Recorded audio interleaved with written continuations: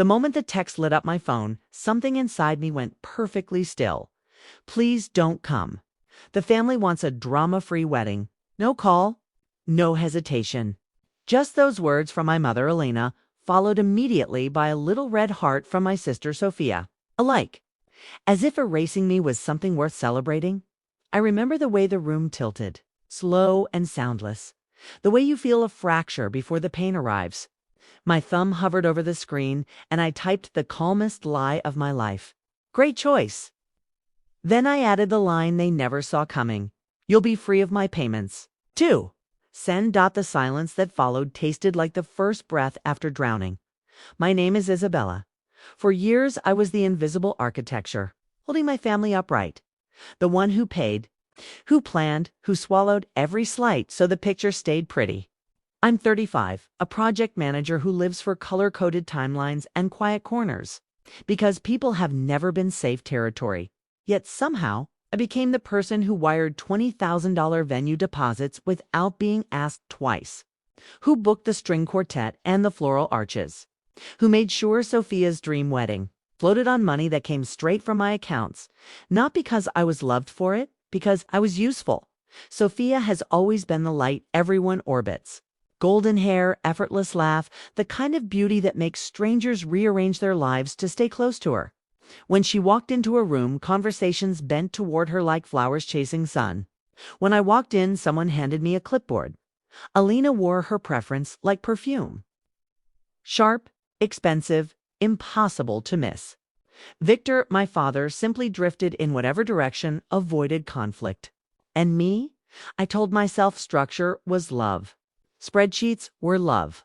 Saying yes was love. I was so good at carrying them that I never noticed how heavy they had become. Only one person ever looked at me like I was more than function. Nonna Rosa, she was 83, small as a bird, with hands that still remembered how to coax roses into blooming long after everyone else had given up on the garden. On Sundays, I'd find her among the blossoms, silver hair escaping its bun, murmuring to the flowers the way other people pray. One afternoon, when I was 26 and already exhausted by family expectations, she pressed a delicate silver pendant into my palm, a tiny open circle. Clarity, she said, closing my fingers over it. Strength isn't only in what you carry, Kara.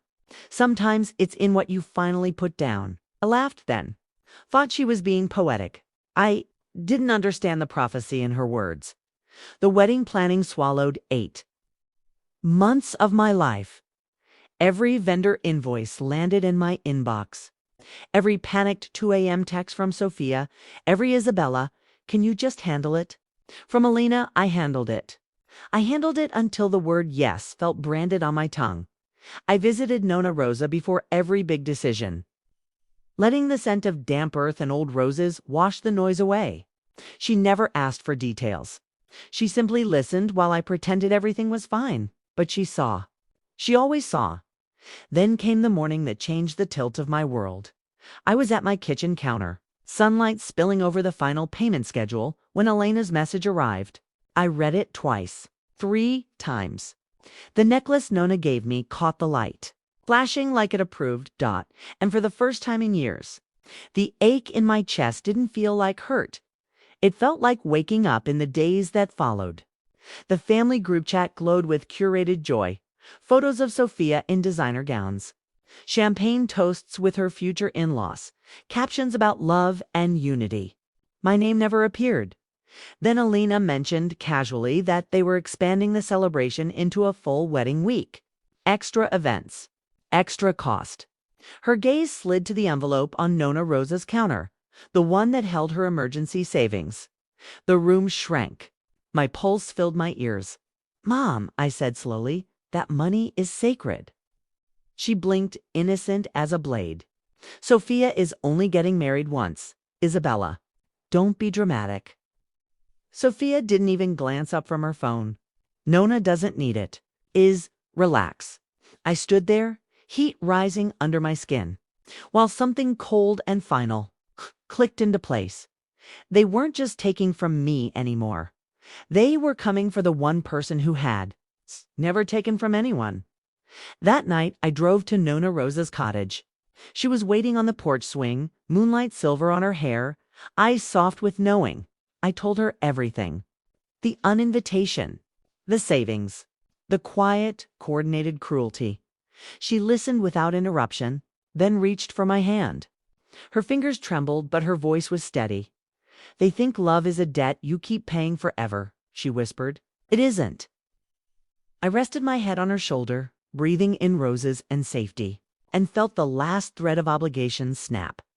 Whatever came next, I was done being their bridge to cross and burn. The next morning, while the city still slept, I opened my laptop and began pulling every thread they had woven into my life. One careful cancellation at a time. Asterisk, the laptop screen glowed soft blue in the dark, casting shadows across my living room like quiet witnesses, one by one. I opened every contract tied to Sophia's wedding. Venue, caterer, florist, lighting designer, string quartet. Each agreement bore my name, my card details, my signature. My hands didn't tremble. My heart didn't race, for the first time in years. Every action felt like breathing, necessary, effortless. Mine. I drafted emails with the precision I usually reserved for multi-million-dollar projects. Professional, polite, final, due to unforeseen circumstances. We will no longer be moving forward with this booking. Please cancel all pending invoices and cease any further charges to the account on file. No drama. No accusations.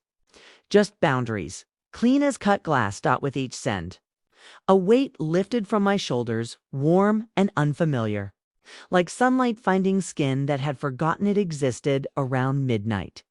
A soft knock pulled me from the screen. Nona Rosa stood in the hallway, wrapped in her faded wool shawl, eyes bright despite the hour. She stepped inside without waiting for invitation, the way only grandmothers can, and lowered herself onto the couch. "I couldn't sleep," she said simply. "I kept thinking about you here, alone with all this." I closed the laptop and moved beside her. The room smelled faintly of the roses she still wore behind one ear, even in winter. "I'm not alone," I whispered, taking her hand. "Not anymore." She studied my face in the low light, tracing the lines worry had etched there over years of saying yes when I wanted to scream no. "They hurt you deeply." "Kara," she murmured, voice trembling like a leaf in breeze. "But hurt like this, it can carve space for something stronger." I rested my head against her shoulder, feeling the fragile strength of her bones, the steady rise and fall of her breathing. In that moment, she was both the child I wanted to protect and the mother I'd never fully had. "I'm done carrying them, Nona," I said, the words tasting like truth and salt. "I'm choosing us now." Her fingers tightened around mine. "Good, it's time." We sat in silence long enough for the city outside to settle into true night. Then she spoke again, softer.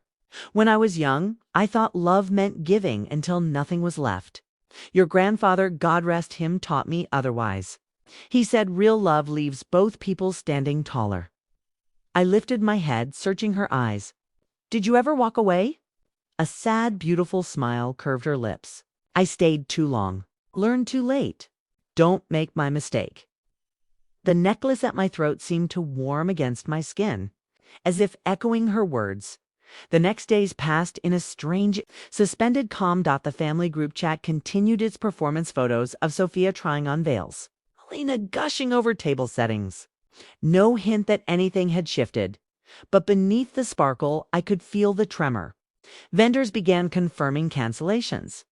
Deposits returned to my account in quiet, steady streams. I didn't tell anyone what I'd done. Not yet. There was one more boundary to draw. One more piece to protect.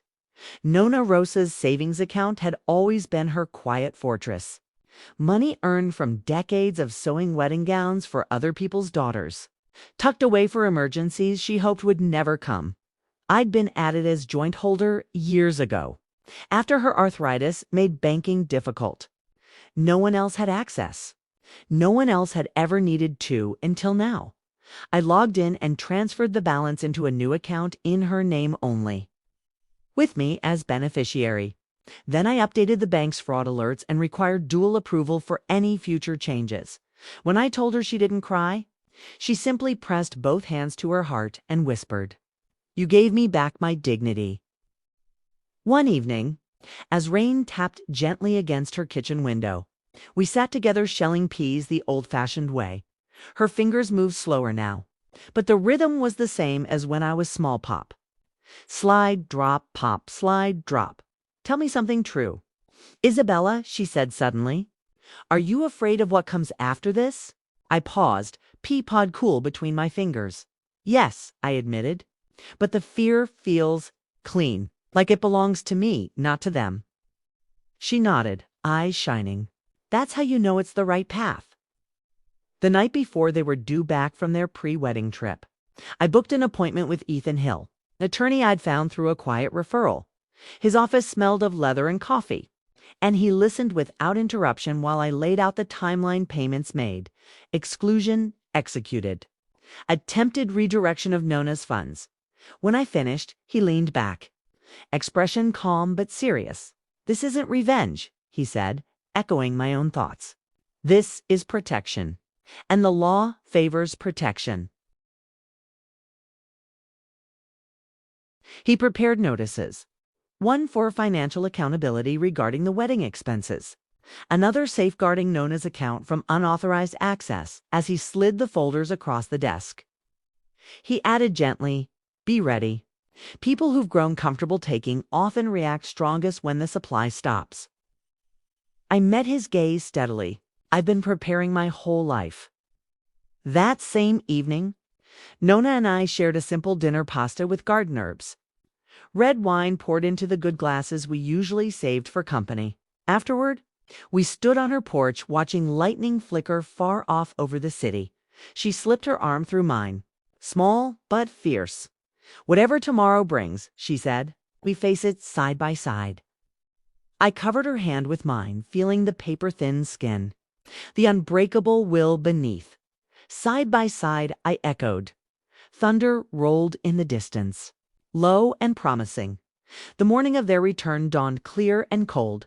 I picked Nona up early, her coat buttoned high, the silver pendant I'd given her years ago now resting against her collarbone. Like a mirror to mine, we drove to the airport in silence, hands linked across the console. Ethan was waiting near arrivals, folders in hand, expression unreadable. As passengers began streaming through the gates, my pulse finally quickened, not with dread, but with something sharper. Resolve. And then I saw them. Alina leading, posture perfect even after a long flight. Sophia trailing with oversized sunglasses, hiding tired eyes. Lucas behind, scrolling his phone. Victor bringing up the rear, quiet as always. They hadn't noticed us yet. For one suspended heartbeat, the old instinct flared: step forward, smooth things over, make it easy. Then Nona squeezed my hand, grounding me. I straightened, feeling the woman I was becoming settle fully into my skin. Elena's gaze landed on us first. Confusion flashed, then irritation. "What are you doing here?" she demanded, voice slicing through the terminal noise. I drew a slow breath, tasting metal and freedom. "We're not here to welcome you home," I said quietly. "We're here to deliver something." Ethan stepped forward, envelopes extended. The color drained from Elena's face as the storm they never saw gathering finally broke over them. The terminal buzzed with the usual chaos of arrivals, rolling suitcases. Tearful reunions, announcements echoing overhead, but in our small circle, the air had gone thick and still. Ethan extended the envelopes with the calm authority of someone who had done this 100 times. Alina snatched hers first, fingers tight as if the paper might bite. Sophia took hers more slowly, sunglasses pushed up into her hair, eyes wide and suddenly young. Lucas hovered behind her, phone forgotten. Victor lingered at the edge, looking like he wanted to disappear into the crowd. "Good morning," Ethan said evenly. "My name is Ethan Hill. I represent Isabella and Nona Rosa in a matter that requires your immediate attention." Alina forced a brittle laugh. "A lawyer? Really? For what?" "For financial accountability regarding funds expended on wedding-related expenses," Ethan replied. and for the attempted unauthorized access to Rosa's personal savings account. The words landed like stones in still water, ripples spreading across their faces. Sophia's voice cracked first. "This is insane. Isabella, tell him this is a joke." I met her gaze without flinching. "It isn't a joke. You told me not to come to the wedding I was paying for. You liked the message that erased me. And then you looked at Nona's savings like it was just another line item." Nona Rosa's hand tightened in mine, small but iron steady. "You told my granddaughter she wasn't welcome," she said, voice trembling yet clear enough to carry, "at a celebration built on her generosity. That wasn't a mistake. That was a choice." Elena's cheeks flushed deep red, the way they always did when she felt publicly cornered. She hated scenes more than anything. Travelers slowed, sensing drama, phones subtly angled. "We didn't exploit anyone," Elena insisted, lowering her voice to a fierce whisper. "You offered to help, Isabella. You always do." "That's the problem," I said quietly. "You never asked if I wanted to. You just expected. And when I stopped, you moved on to Nona's money." Lucas finally spoke, hands raised in placation. "Come on, let's not do this here. We can talk at home." "No," Nona said firmly. "We're doing it here, where everyone can see what family really means to you." Ethan opened a second folder. Producing copies of the text messages, the uninvitation, Sophia's heart reaction, the casual mentions of expanding events while eyeing Nona's envelope, then the bank statements highlighting transfers I'd made, vendor contracts in my name only. Sophia stared at the pages, color draining from her face. You canceled everything. Everything that was tied to my accounts, I confirmed." "Which was all of it." Her lower lip trembled. For a moment, the glittering bride-to-be looked like the little sister I used to braid hair for. The one who'd crawl into my bed during thunderstorms. But that memory felt distant now, like something from another life. Elena turned to me, eyes pleading beneath the anger. "How could you bring strangers into our private affairs?" "You made it private when you pushed me out," I answered. "You made it legal when you assumed Nona's savings were fair game because mine had run dry." Victor cleared his throat softly. "Isabella, we should have done better. I'm sorry." The apology hung there, fragile and late. I nodded once, accepting the words without letting them soften what needed to stay firm. Sophia's voice rose, sharp with panic. "The venue is going to sue us. The caterer, everything is falling apart. You're ruining my wedding." I felt Nona's grip anchor me. "No," I said. "Your choices are catching up to you. I'm simply no longer paying the price for them." Ethan interjected calmly.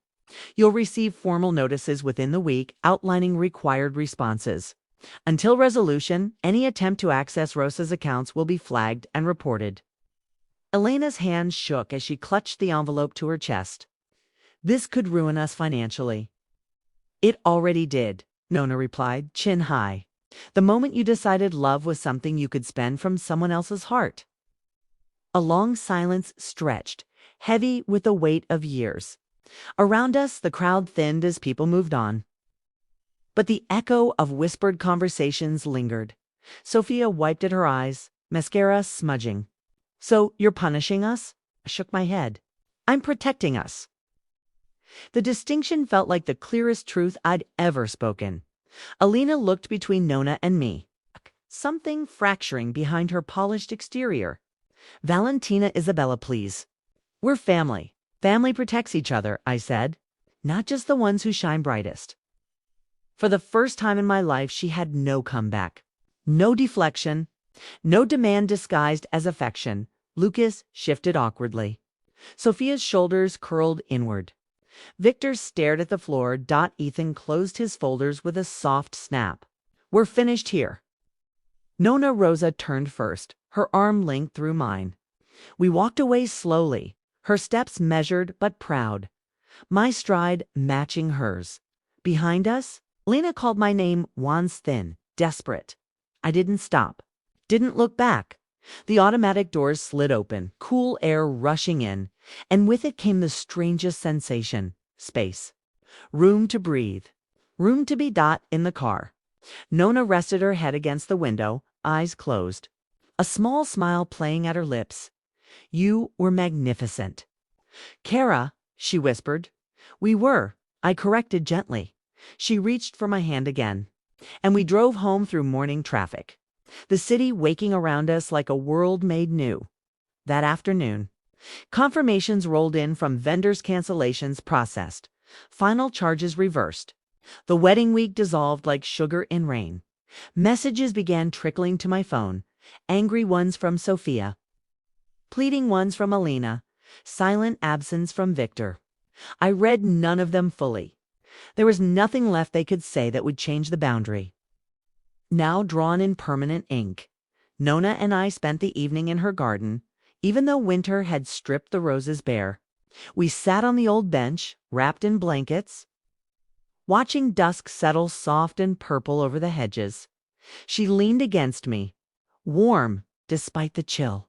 I feel lighter than I have in decades, she said. I kissed the top of her silver head. So do I. In that quiet space, something tender bloomed between us. Not just gratitude, but deep, mutual recognition. Two women who had finally chosen themselves and in doing so, chosen each other. Later that night, alone in my apartment, I stood at the window watching city lights flicker like distant stars.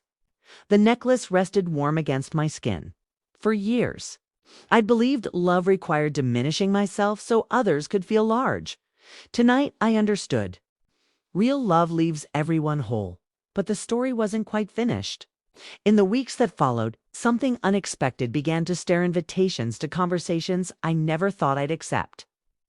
And a new purpose, calling from a place I hadn't yet explored.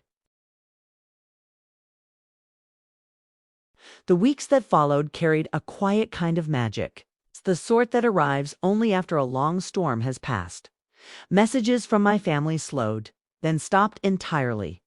No more angry accusations from Sophia, no pleading voice notes from Alina.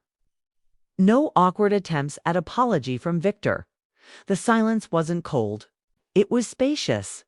It gave room for something new to grow. Nona Rosa and I fell into a gentle rhythm. Mornings at her cottage, coffee strong and sweet the way she'd made it since I was small.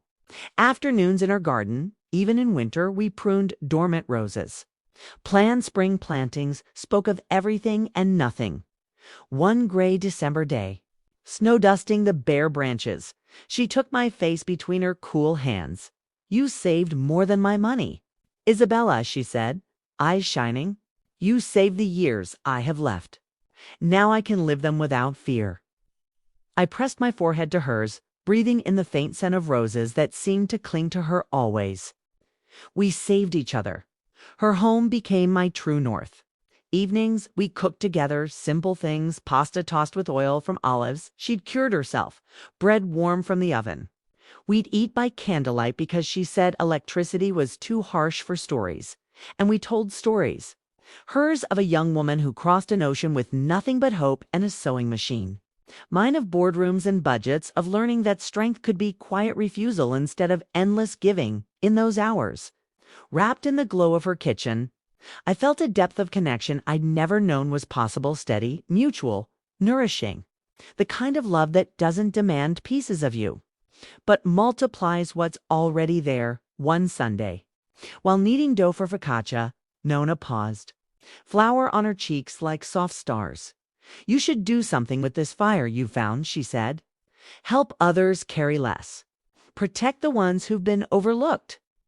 I laughed, thinking she meant figuratively, but the idea settled in me like a seed.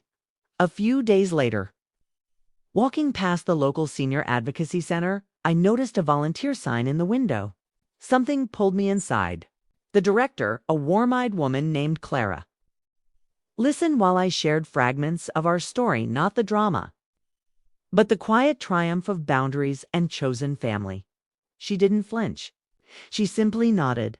We need people who understand what it feels like to be treated as a resource instead of a person. I filled out the application that same afternoon. Training began in January. I learned about financial abuse patterns, about gentle ways to help elders reclaim autonomy. About legal resources, I wished Nona had known decades earlier. Every class felt like continuing the work I'd started with those. Cancellation emails only now it reached beyond my own blood. Nona came with me to the center's holiday open house. She wore her best coat, the silver pendant gleaming at her throat, and charmed everyone with stories of roses that bloomed out of season. You spoke to them kindly, watching her laugh with strangers who treated her like treasure. Not convenience, filled my chest with a warmth deeper than gratitude. It was belonging. Finally, truly earned. Sophia's wedding never happened. Whispers reached me through distant cousins. The venue lost, deposits gone, plans unraveled. Some said it was postponed indefinitely. Others said Lucas had stepped back when the financial reality hit. I felt no satisfaction in the collapse. Only a quiet confirmation. Actions have weight, and someone else's dream cannot be built on another person's erasure. One late spring evening, Nona and I sat on her porch swing, the garden exploding in color after a long winter. Roses climbed the trellis in reckless abundance, petals the shade of blushing skin. She slipped her hand into mine. "Do you miss them?" she asked softly. I considered the question honestly.